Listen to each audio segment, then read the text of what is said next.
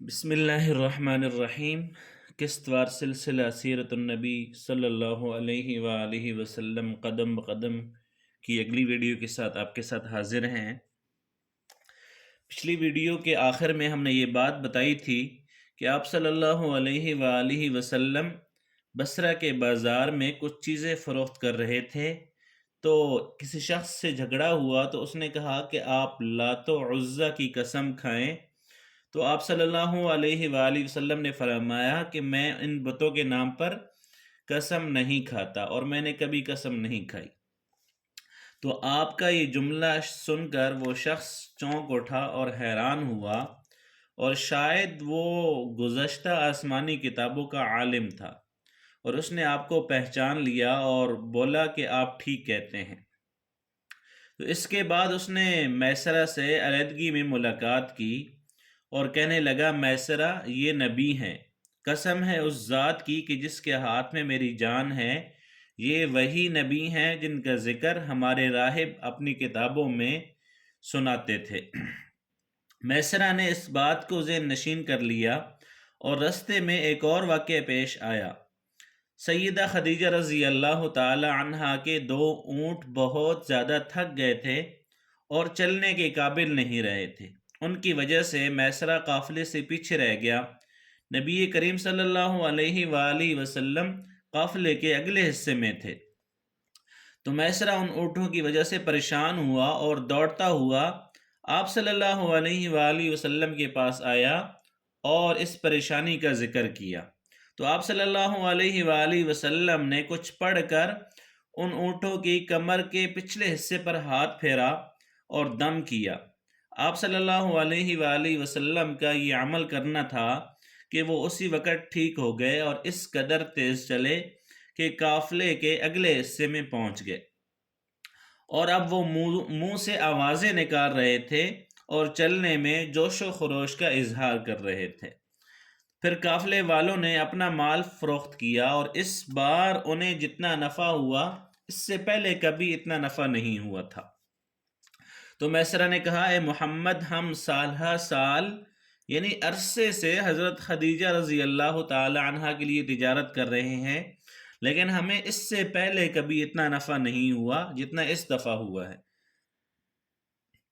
پھر قافلہ واپس مکہ کی طرف روانہ ہوا، تو میسرہ نے اس دوران ایک بات واضح طور پر دیکھی کہ گرمی کا وقت ہوتا تھا اور نبی کریم صلی اللہ علیہ وآلہ وسلم اپنے اونٹ پر ہوتے تھے، تو 2 فرشتے آپ صلی اللہ علیہ وآلہ وسلم کو دھوپ سے بچانے کے لیے آپ پر سایہ کیے رکھتے تھے۔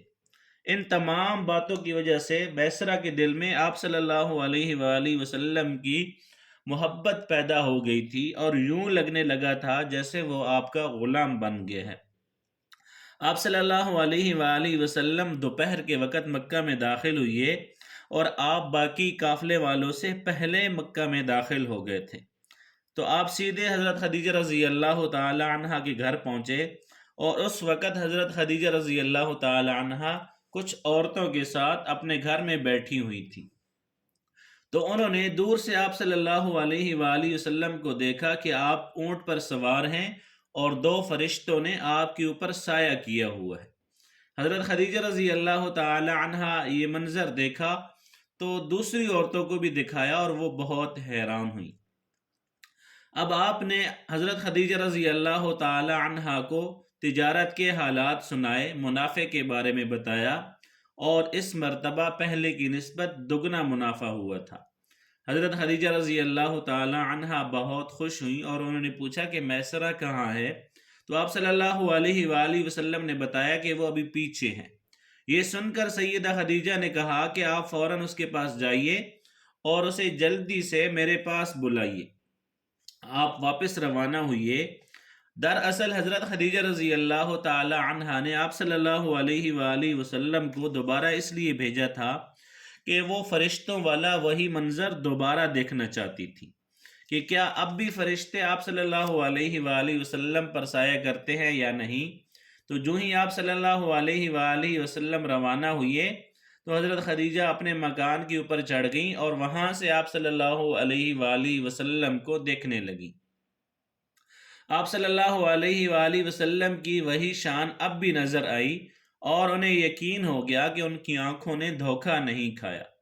کچھ دیر بعد آپ صلی اللہ علیہ وآلہ وسلم میسرہ کے ساتھ واپس پہنچے۔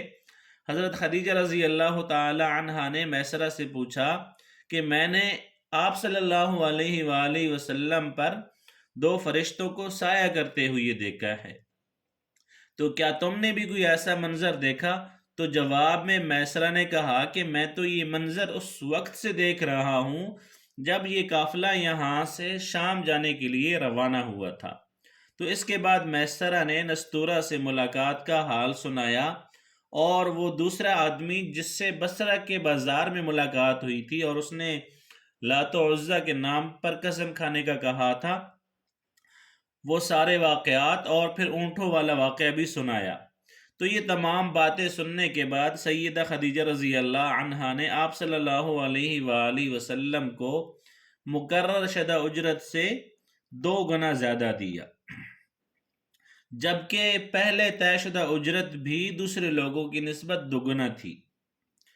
ان تمام باتوں سے حضرت خدیجہ رضی اللہ تعالی عنہ بہت حیران ہوئیں، اور وہ اپنے چچا زاد بھائی ورقہ بن نوفل سے ملیں، اور یہ ورقہ بن نوفل پچھلی کتابوں کے عالم تھے۔ سیدہ خدیجہ رضی اللہ عنہا نے انہیں جو کچھ دیکھا اور جو کچھ میسرہ کی زبانی سنا تھا وہ سارا کا سارا بتا دیا۔ ورقہ بن نوفل اس وقت عیسائی مذہب سے تعلق رکھتے تھے، اور وہ اس سے پہلے یہودی تھے۔ حضرت خدیجہ رضی اللہ تعالی عنہ کی باتیں سن کر ورقہ بن نوفل نے کہا کہ خدیجہ، اگر یہ باتیں سچ ہیں تو سمجھ لو کہ اس امت کے نبی محمد صلی اللہ علیہ وآلہ وسلم آ گئے ہیں، اور میں یہ بات جان چکا ہوں کہ وہ اس امت کے ہونے والے نبی ہیں، اور دنیا کو انہی کا انتظار تھا، اور یہ انہی کا زمانہ ہے۔ تو یہاں پر یہ بات بھی واضح کرنی ضروری ہے کہ نبی اکرم صلی اللہ علیہ وآلہ وسلم نے سیدہ خدیجہ رضی اللہ تعالی عنہ کے لیے تجارتی سفر صرف ایک دفعہ نہیں کیا، بلکہ چند اور بھی تجارتی سفر کیے تھے۔ سیدہ خدیجہ رضی اللہ تعالی عنہ ایک شریف اور پاک باز خاتون تھیں، نسب کے اعتبار سے بھی قریش کے سب سے اعلیٰ نسب میں سے تھیں، اور انہیں قریش کی سیدہ کہا جاتا تھا۔ قوم کے بہت سے لوگ ان سے نکاح کے خواہش مند تھے۔ کئی نوجوانوں نے ان تک پیغام نکاح پہنچایا، لیکن انہوں نے کسی کے پیغام کو قبول نہیں کیا۔ نبی اکرم صلی اللہ علیہ وآلہ وسلم تجارت کے سفر سے واپس آئے تو آپ کی خصوصیات دیکھ کر اور آپ کی باتیں سن کر وہ آپ صلی اللہ علیہ وآلہ وسلم سے انتہائی زیادہ متاثر ہو چکی تھی۔ تو انہوں نے ایک خاتون نفیسہ بنت مینا کو آپ صلی اللہ علیہ وآلہ وسلم کی خدمت میں بھیجا، اور انہوں نے آ کر آپ صلی اللہ علیہ وآلہ وسلم سے کہا کہ اگر کوئی دولت مند اور پاک باز خاتون خود آپ کو نکاح کی پیشکش کرے تو آپ مان لیں گے؟ تو ان کی باتیں سن کر آپ نے پوچھا کہ وہ کون ہیں؟ تو نفیسہ نے کہا کہ خدیجہ بنت خویلد۔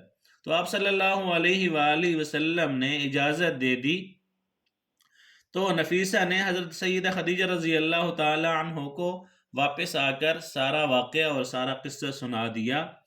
سیدہ خدیجہ رضی اللہ تعالی عنہ اپنے چچا عمر بن اسد کو اطلاع دی تاکہ وہ آپ صلی اللہ علیہ وآلہ وسلم سے حضرت خدیجہ کا نکاح کرا دیں۔ سیدہ خدیجہ رضی اللہ تعالی عنہ کی اس سے پہلے 2 مرتبہ شادی ہو چکی تھی۔